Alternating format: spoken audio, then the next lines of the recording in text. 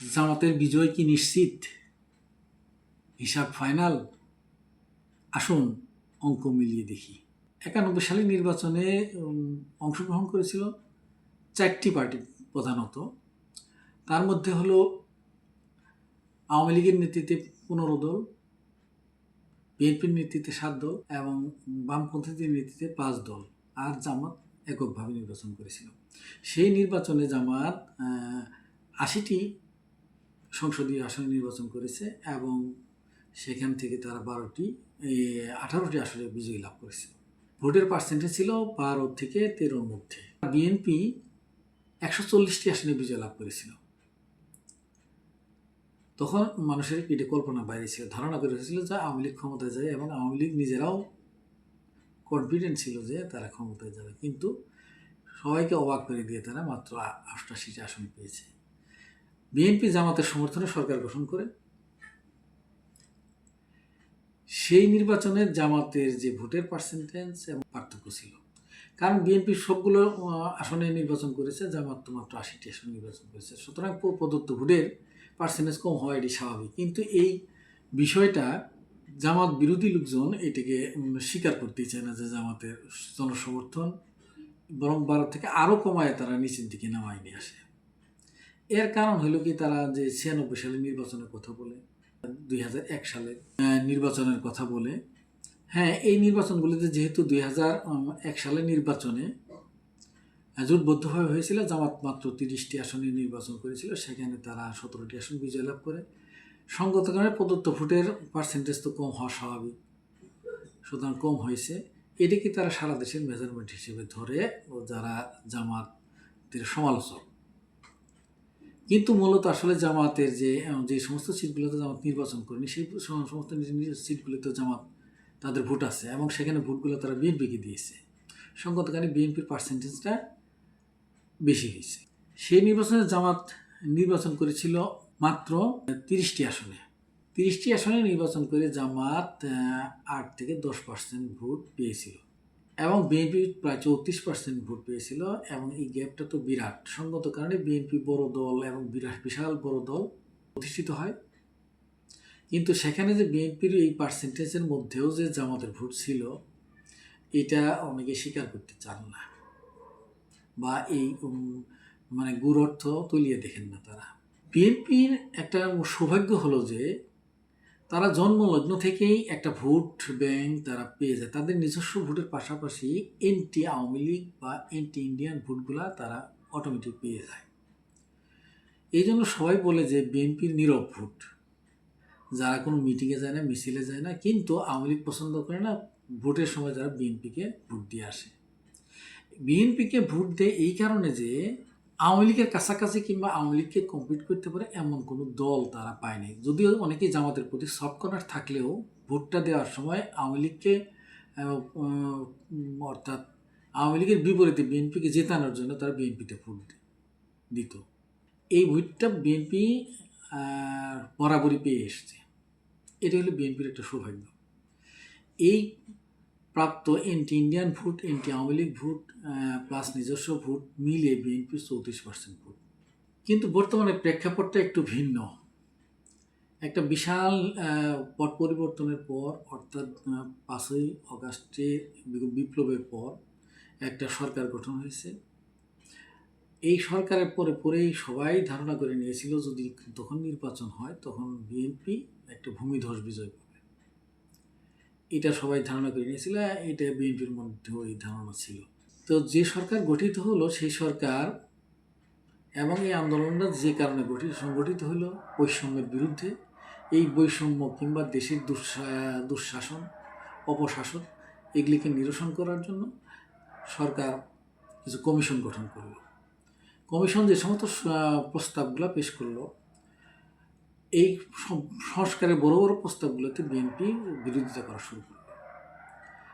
কারণ বিএনপি মাথায় এটা কী ঢুকেছিল বা কী ঢুকেছে তা জানি না, তারা কোনো পরিবর্তনকেই বা কোনো বড় পরিবর্তনকে তারা গ্রহণ করতে পারছিল না।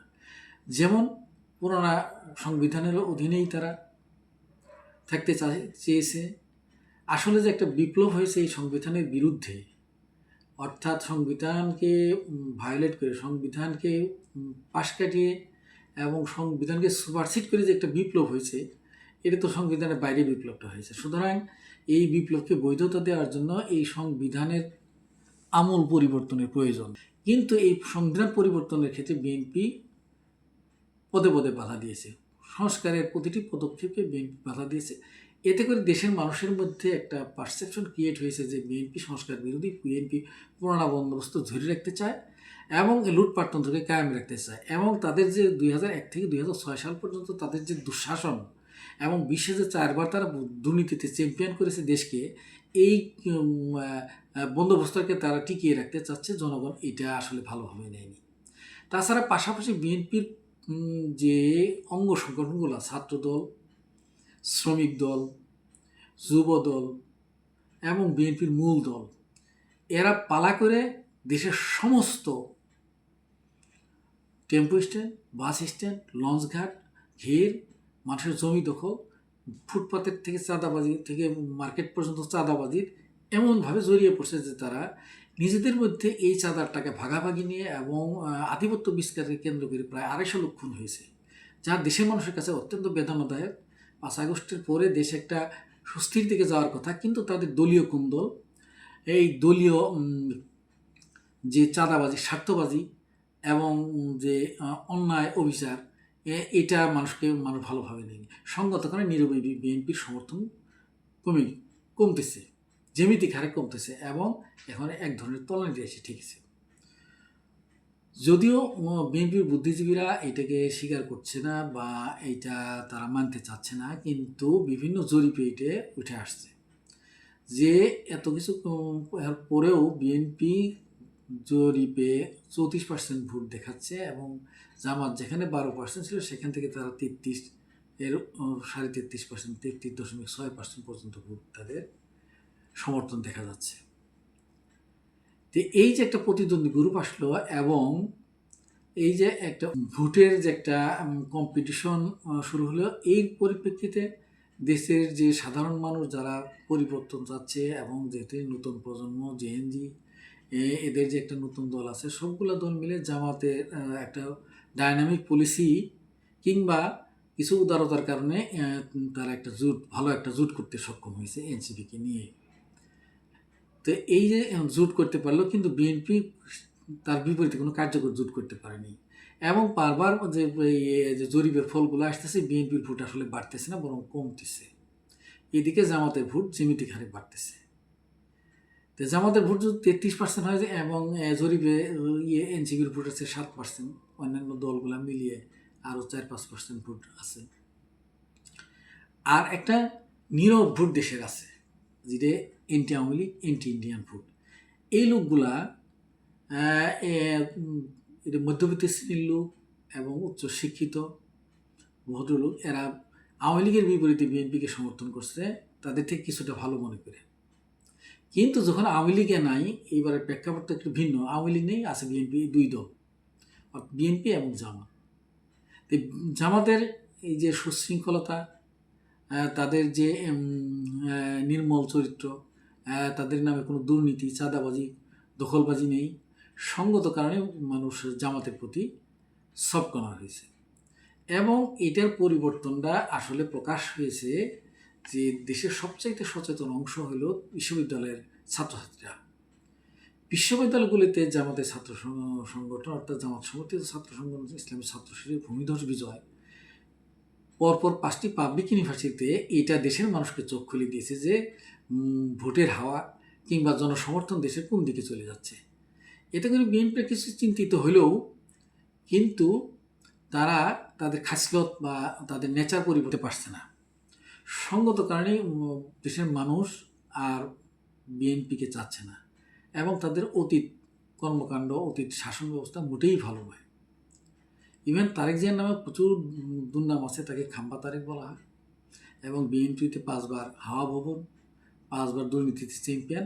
এই সমস্ত বিষয়গুলো মানুষের কে ভাবিয়ে তুলছে যে এর বিকল্প হিসেবে নতুন চিন্তা এবং প্রতিশ্রুতি নিয়ে জামাত আসছে। জামাতের dynamic leader doctor Shafiqur Rahman, তার উপরে মানুষ আস্থা রেখে যে নির্বাচনী প্রচারণাগুলো দেশের বিভিন্ন জায়গায় দেখা যাচ্ছে যে মানুষের জামাতের জনসমর্থন জনসমাবেশের উপচে পড়া ভিড়, এতে করে প্রমাণ করছে যে জামাতের জনসমর্থন বাড়ছে। এবং আল জাজিরা যে রিপোর্টটা প্রকাশ করছে এতেও বোঝা যাচ্ছে যে জামাত সরকার গঠন করবে এবং জামাতের জনসমর্থন ব্যাপক।